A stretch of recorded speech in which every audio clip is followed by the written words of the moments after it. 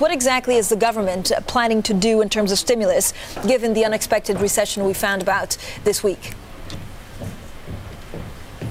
Yeah, no, I can't speak on behalf of the government. I can speak on behalf of the party. The party has made a proposal to the government since July.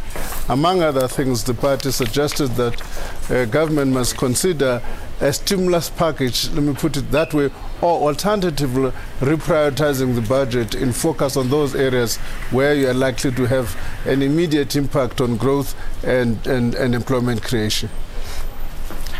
Is the ANC worried about a new round of credit ratings downgrade?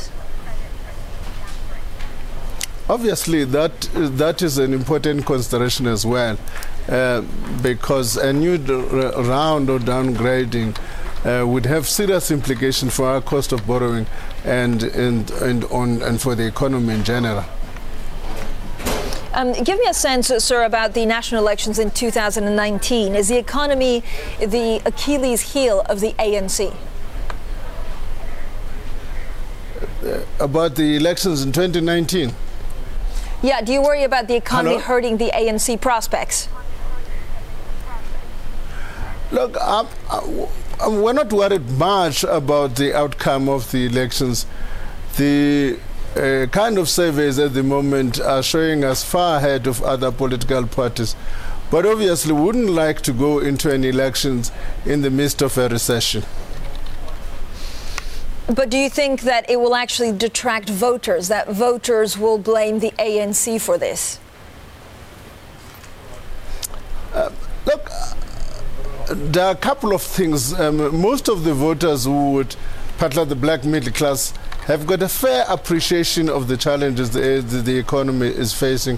For instance, the impact on our currency as a result of the crisis in some of the emerging economies. So that generally they've got an appreciation of some of those challenges. I don't think they're likely to migrate to other parties as a result of this. Mr. Godongwana, we have a lot of viewers writing in. They're extremely pleased that you're speaking, of course, to the financial community. Can you just give us a little bit more of an idea by what a stimulus package could look like in South Africa? Look, we are drawing from the experience of what we know. In the run-up to the 2010 FIFA World Cup, we invested a lot on the infrastructure spending, and that had an impact on our economy. So our view, redirecting expenditure towards infrastructure spending would have a similar effect as it had before the 2010 FIFA World Cup. That's one set of issues. A second set of issues is that in our National Development Plan, the suggestion is that if we do a lot of work on the agricultural sector, another 1 million jobs could be created. That's another area where we think that we could spend more attention to. Sir, do you think the debate around land expropriation without compensation is affecting the rand? Not at this stage. Not at this stage. One of the poor performers on the GDP figures released yesterday, on 2 days ago, was agriculture. But that is related to the knock-on effects of the Western Cape and other province drought. So all agricultural economists are agreed that the debate around expropriation without compensation has not yet had an impact on the performance of the sector at this stage. And yet some of your biggest allies, including COSATU, are opposing this, right? Why is that? Are opposing what? Are opposing this land expropriation without compensation? I think there's general agreement that in certain circumstances, no one other than EFF is urging for a general expropriation of land without compensation. I think the expropriation without compensation will be limited in specific instances. That's what is going to be spelled out in the Constitution and the law of general application. Do you speak to the Trump administration? President Trump, I think, tweeted something that got, again, investors very nervous about, possible tariffs and possible trade wars with South Africa. Do you have any news on that? Any update? No, as far as I'm concerned, other than what we had as a tweet by Mr. Trump, which was unfortunately ill-informed, because in it he said, as we stand, white farmers are losing land and so on. There's no such a thing. So it was ill-informed. Other than that comment, our relationship still remains the same. What is the government doing to unlock legislation related to mining, but also related to the oil industry?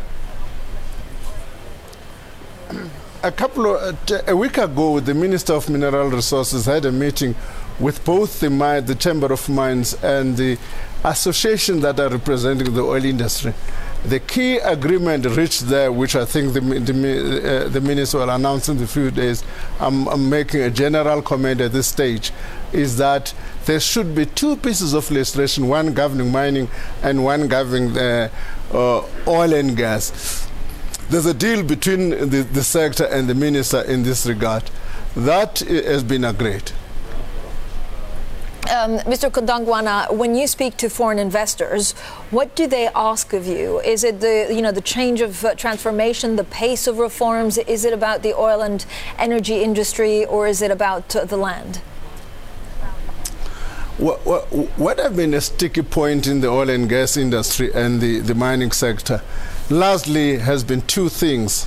The first one has been the proposed Black Economic Empowerment Charter in the mining sector. I think general agreement is they are coming to a closer in finding each other in that regard. There were public comments. I think the minister is going to engage the mining industry. The minister's intention is to close that debate by the end of October. That I'm confident. In relation to the oil and gas industry, there has been the industry has been uncomfortable in being lumped together with mining in the same legislation. And there has been an agreement now there's going to be a new legislation for that sector. In the meantime, they've also agreed with the minister on transitional mechanisms. Mr. Godongwana, a final question. The surprise recession in South Africa that we found about this week, how do you think people are taking it in the country? Is this almost an opening for opposition parties when it comes to the election next year? Look, our worry is largely the impact on our people in the form of unemployment. That's more our major concern, and its implication further in increasing poverty levels in our economy than the impact of other opposition parties.